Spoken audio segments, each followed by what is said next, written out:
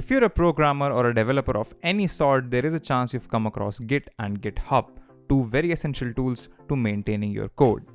My name is Yadullah, you're watching Candid.Technology, and in this video we are talking about how you can get Git installed on Windows 11. Downloading and installing Git on Windows 11 is extremely easy. Just open up a web browser and head over to the official Git download page. I'll have a link for you in the description below. As you can see, I have macOS, Windows and Linux versions available here, and at the point of recording this video, the latest release is 2.45.2. So just click the download for Windows button. As you can see, I now have a number of different portable and standalone installers. We are going to go ahead with the standalone installer for 64-bit because I'm running a 64-bit system. So let me just click that and it should start a download right here.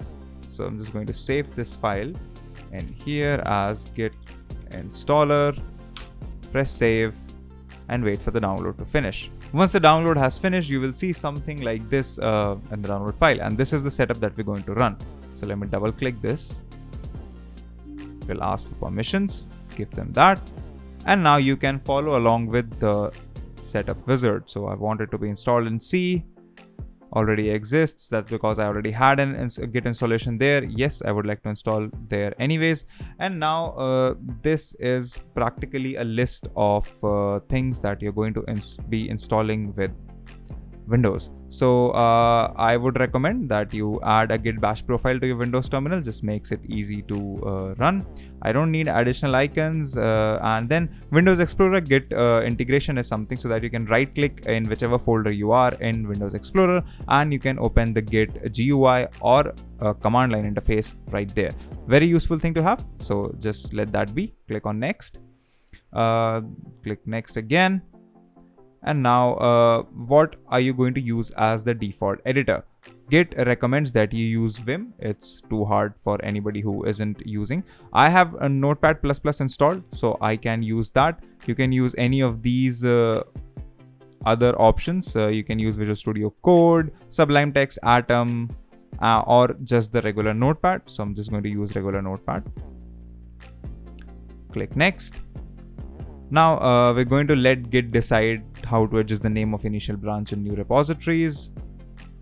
We're also going to select the recommended option here. We're not going to change that.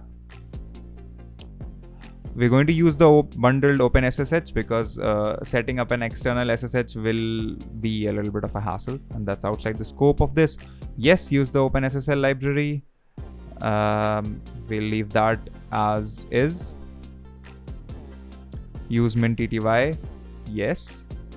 Now fast forward on merge. Now this is an option that you have to think about. What's the default behavior of git pull going to be? So by default, git pull essentially merges the two repositories or the fetched branch. So we're going to change it, leave it to that. But if you want to change it, there is the option. And then we're going to use a git credential manager, enable system caching and enable symlinks. So we're going to use that as well.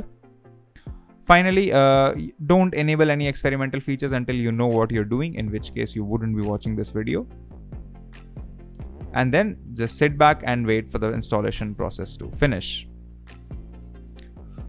So as you can see, Git has finished. I don't want to view the release notes, and just click. So if I run my command prompt by using the cmd command in the run prompt, and if I check out Git version, as you can see, I have Git version 2.45.2 installed as we saw on the website, and that's how easy it is to install Git on a Windows 11 PC. If you like these videos, consider subscribing, give us a thumbs up, press the bell icon and tell us in the comments below if we can make any other such videos for you.